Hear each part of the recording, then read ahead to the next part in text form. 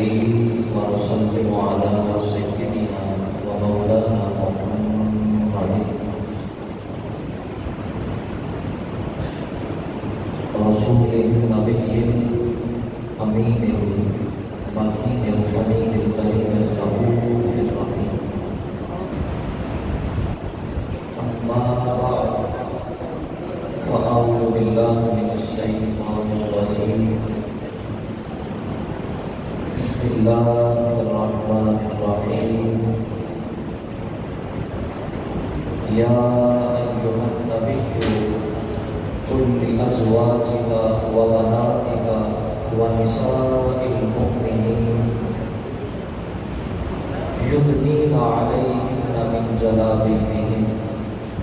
صدق الله مولانا العظيم.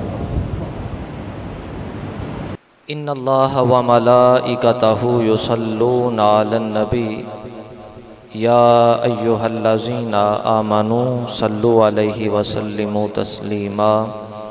الصلاۃ والسلام علیک یا سیدی یا رسول اللہ وعلی آلک واصحابک یا سیدی یا حبیب اللہ.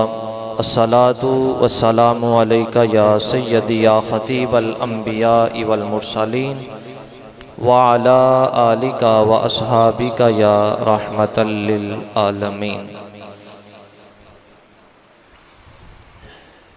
اللہ رب العزت کی حمد و ثنا کے بعد درود و سلام حضور پرنور شافع یوم النشور تاجدار انبیاء آقا علیہ الصلوۃ والسلام کی بارگاہ میں ہدیہ پیش کرنے کے بعد آج کا جو دن ہے بالخصوص 14 اگست کے حوالہ سے پاکستان میں اگر دیکھا جائے تو اس وقت ہر جگہ پہ جشن آزادی مبارک منایا جا رہا ہے، اور یہ جو پاکستان ہے یہ بھی 14 اگست 1947 بروز جمعۃ المبارک اور رمضان المبارک کی 27ویں رات تھی جس وقت یہ پاکستان آزاد ہوا ہے. جو آج میری گفتگو کا عنوان ہے، چند منٹ جو گفتگو کروں گا وہ ہے کہ غیر مسلم اس وقت بڑی تیزی سے مسلمان ہو رہے ہیں،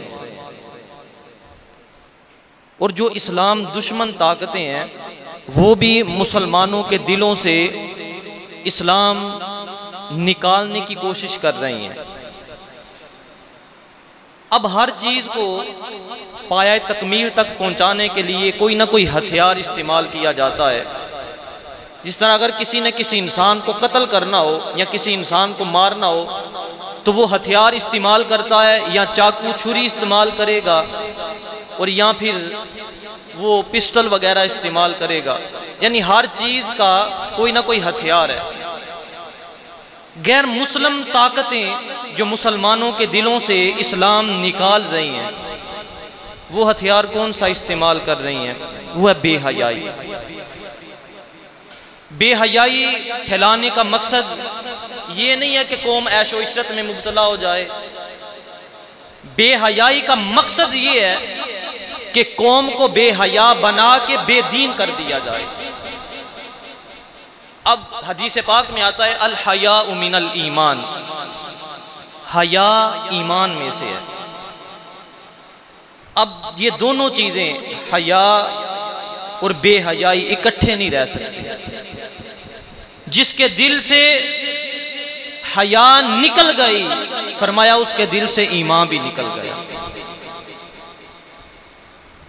بلم باور بڑا مستجاب الدعوات تھا.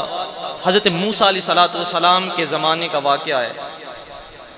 بڑا مستجاب الدعوات، اللہ کی بارگاہ میں دعا کرتا فوراً اس کی دعا قبول ہو جاتی. ایسا شخص تھا وہ. بادشاہ وقت نے اسے بلایا اور کہا کہ موسیٰ علیہ السلام کا لشکر وہ جنگ کے لیے جاتا ہے اور ہر روز وہ کئی علاقوں کو فتح کر لیتا ہے۔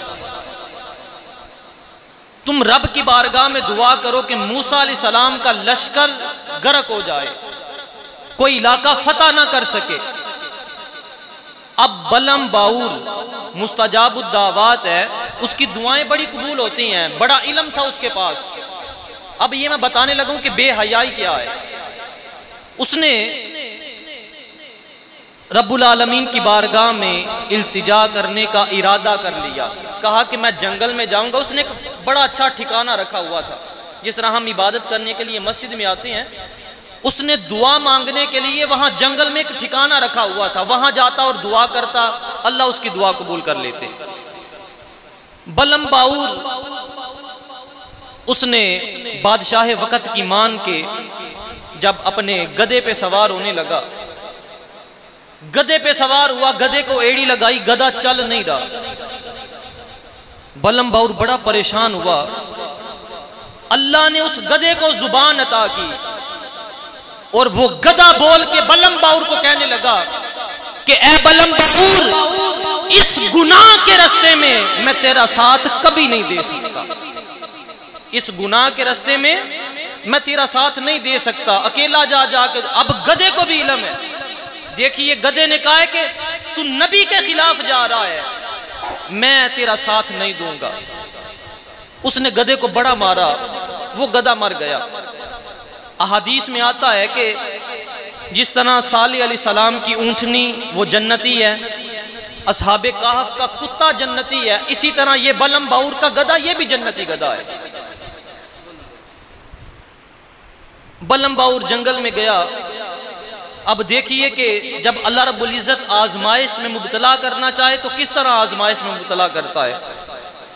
بلم باور نے جا کے وہاں دعا مانگی۔ اب جس جگہ پہ اس نے موسیٰ علیہ السلام کا نام لینا تھا کہ موسیٰ کے لشکر کو ناکام کر دے، وہاں پہ وہ نام کیا لے رہا ہے کہ وہ جو بادشاہ ہے اس کا لشکر ناکام ہو جائے۔ دعا کرنے کے لیے نکلا ہے نبی کے خلاف، اللہ نے زبان ہی پلٹا دی اس کی۔ جنگل میں بڑا پریشان، کیونکہ مستجاب الدعوات وہ شخص ہوتا ہے جس کی ہر دعا قبول ہوتی ہے۔ اس نے کہا کہ بادشاہ نے مجھے بڑا انعام دیا ہے اور اب جا کے بادشاہ کو کیا کہوں گا کہ تو ناکام ہو جائے گا۔ واپس آیا، اس نے آ کے کہا کہ بادشاہ میں نے اللہ کی بارگاہ میں التجا کی ہے لیکن میری زبان پلٹ گئی، جس جگہ موسیٰ کا نام آنا تھا میں نے تیرا نام لے لیا۔ بادشاہ نے کہا کہ جو انعام تو نے مجھ سے لیا ہے نا ہیرے جواہرات، مجھے واپس کر دے۔ اب اس نے جو بات کی، آج یہ بات کان کھول کے سننے والی بات ہے۔ اس نے کیا بات کی؟ اس نے کہا کہ اے بادشاہ، میں تمہیں ایک راستہ بتاتا ہوں، اگر یہ کام کر لے گا کامیاب ہو جائے گا۔ موسیٰ علیہ السلام کے لشکر کو شکست دینی ہے، یہ کام کر لے۔ اب اس نے کام کیا بتایا؟ اس نے کہا کہ لشکر میں بے حیائی پھیلا دو، لشکر میں بے حیائی پھیل جائے گی، لشکر ناکام ہو جائے گا۔ اب طریقہ دیکھیے، طریقہ واردات پاکستان میں آج کل دیکھیے ہر جگہ پہ اس طرح کے معاملہ۔ اس نے طریقہ کیا اختیار کیا؟ 4 خوبصورت عورتوں کو لیا اور ان کو نیم برہنہ کر کے اس لشکر میں، موسیٰ علیہ السلام کے لشکر میں بیچ دیا۔ اب جو لوگ تھے انہوں نے دیکھا، کچھ لوگ ہوتے ہیں جو بے حیائی کے لیے خریدے جاتے ہیں، جس طرح یہ 4 عورتیں خریدی گئی بے حیائی کے لیے، اور کچھ لوگ ایسے ہوتے ہیں جو دیکھا دیکھی بے حیائی شروع کر دیتے ہیں۔ پاکستان میں کوئی فیشن آتا ہے تو ہمارے اکثر نوجوان وہ پینٹ شرٹ کو ہاف کٹ کر کے یا ان کو پھاڑ کے کہہ دیتے ہیں یہ نیا فیشن آیا ہے۔ کچھ لوگ ہوتے ہیں جو بے حیائی کے لیے خریدے جاتے ہیں، اور کچھ لوگ ایسے ہوتے ہیں کہ اس نے دیکھا فلاں نے یہ فیشن کر لیا، وہ بھی بے حیائی دیکھا دیکھی شروع کر دیتے ہیں۔ اب جب موسیٰ علیہ السلام کے لشکر میں وہ 4 عورتیں گئیں تو لوگوں نے ان کی طرف متوجہ ہونا شروع کر دیا، اور جو موسیٰ علیہ السلام کا لشکر ہر روز کئی علاقوں کو فتح کر رہا تھا وہ ہمت ہار گیا، اب کوئی علاقہ فتح نہیں ہو رہا ان سے۔ موسیٰ علیہ السلام بڑے پریشان ہوئے. موسیٰ علیہ السلام نے ایک بڑا دانشور شخص تھا، اس کو بلایا اور کہا کہ جا کے لشکر کو چیک کر کے آؤ کہ لشکر میں کیا معاملہ ہو گیا ہے. ہر روز جو کئی علاقوں کو فتح کر لیتے تھے، اب وہ کسی علاقے کو فتح ہی نہیں کر رہے. وہ دانشور گیا، اس نے جا کے دیکھا، واپس آ کے وہ کہنے لگا کہ اے موسیٰ، آپ کے لشکر میں بے حیائی پھیل گئی ہے. جب لشکر میں بے حیائی پھیل گئی، لوگوں کی توجہ بٹ گئی، خیال بٹ گیا. جن کی ہمہ وقت یہ کوشش ہوتی تھی کہ آج ہم نے یہ علاقہ فتح کرنا ہے، وہ شخص اب بے حیائی کے پیچھے چل پڑے، وہ ناکام ہو گئے. دور حاضر میں ہمارے ساتھ بھی اسی طرح کیا جا رہا ہے کہ نت نئے فیشنوں کے ساتھ لوگوں کو بے حیائی کی طرف مبتلا کیا جا رہا ہے. لوگوں کو بے حیا بنا کے دین اسلام سے دور کیا جا رہا ہے. حدیث پاک میں آتا ہے، حضرت ام سلمہ رضی اللہ تعالیٰ عنہ آپ فرماتی ہیں کہ آقا علیہ الصلوۃ والسلام کی ایک زوجہ مطہرہ ہمارے گھر میں تشریف لائیں، اور حضرت عبداللہ بن مکتوم جو نبینا صحابی ہیں وہ ہمارے گھر میں وہ بھی تشریف لے کے آئے. تو حضرت ام سلمہ رضی اللہ تعالیٰ عنہ آپ کہنے لگی کہ آپ پردہ کر لیں. تو کہا کہ صحابی تو نبینے ہیں، پردے کی کوئی ضرورت نہیں ہے. تو کہا کہ صحابی نبینا ہے لیکن تم تو نبینا نہیں ہونا، تم پہ پردہ لازم ہے. اسی لیے فرمایا قرآن پاک میں اللہ رب العزت نے، یا ایھا النبی، اے نبی کی بیویوں، کل ازواجک و بناتک و نساء المؤمنین، کہا کہ اپنی بیویوں سے بھی کہہ دو، اپنی بیٹیوں سے بھی کہہ دو، اور جمیع امت مسلمہ کی عورتوں کو بھی یہ حکم دے دو، یدنین علیہن من جلابیبہن، کہ جب بھی گھروں سے باہر نکلیں تو اپنے چہرے پہ پردہ لٹکا کے باہر نکلیں، اپنے چہروں کو ڈانپ کے باہر نکلیں، اپنا سطر چھپا کے باہر نکلیں. کیوں؟ ذالک ادنی ان یعرفن فلا یؤذین. ایک تو یہ ہے کہ یہ پہچان ہو جائے گی کہ یہ مسلمان عورتیں ہیں، اور دوسری یہ پہچان ہوگی کہ فلا یؤذین، ان کو کوئی تکلیف نہیں دے گا. با پردہ خاتون ہو اس کو کوئی تکلیف نہیں دیتا. بے حیائی جب دل میں آتی ہے تو اس سے ایمان خارج ہو جاتا ہے. الحیاء بدع و سنون. ایک اور حدیث پاک میں آقا علیہ الصلوۃ والسلام نے ارشاد فرمایا، آخری حدیث پاک آپ کی گوش گزار کر رہا ہوں. حدیث پاک میں آقا علیہ الصلوۃ والسلام نے ارشاد فرمایا، الحیاء من الایمان، حیا ایمان میں سے ہے. اب جس کے دل میں حیا ہے اس کے دل میں ایمان کی دولت بھی موجود ہے، اور جس کے دل میں حیا نہیں اس کے دل میں ایمان کی دولت بھی نہیں. جب بے حیائی آتی ہے تو حیا دلوں سے نکل جاتی ہے. بے حیائی آئی، ایمان جاتا رہا، اور وہ شخص کامیاب ہے جو اپنی زندگی کو اسوہ حسنہ کے مطابق گزارتا ہے، جو اپنی زندگی کو اللہ اور اللہ کے رسول کے بتائے ہوئے طریقے کے مطابق گزارتا ہے. فرمایا وہ شخص کامیاب و کامران ہے. آج ضرورت اس امر کی ہے کہ ہم نت نئے فیشنوں کے ساتھ مختلف جو ہمارے ڈیز آتے ہیں ہم ان پہ نت نئے فیشن اپناتے ہیں. کوشش کرنی چاہیے کہ ان فیشنوں کی بجائے آج کا جو دن بالخصوص ہے ہمیں شکرانے کے طور پہ نفل ادا کرنے چاہیے کہ ہمیں یہ آزاد ریاست ملی ہے، یہ پاکستان ملا ہے. پوچھئے کشمیر والوں سے کیا حال ہو رہا ہے ان کا.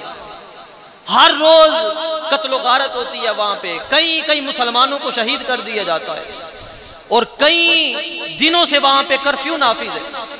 ہمیں تو اللہ کا بڑا کرم ہے، ہم پہ بڑا شکر ہے کہ اللہ نے ہم پہ بڑا احسان کیا ہے کہ ہمیں ایک آزاد ریاست ملی، اور ہم پھر بھی شکر ادا نہیں کرتے.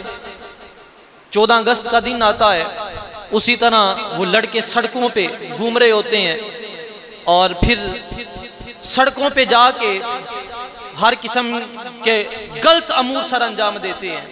میں دعا کرتا ہوں کہ اللہ تعالیٰ ہمیں شریعت مطہرہ پر عمل کرنے کی توفیق عطا فرمائے اور بالخصوص ہم سب کا خاتمہ بالایمان فرمائے، اور یہ جو ہمیں آزاد ریاست ملی ہے اللہ تعالیٰ ہمیں اس کی قدر کرنے کی توفیق عطا فرمائے۔ آمین۔ وما علیہ الا البلاغ المبین۔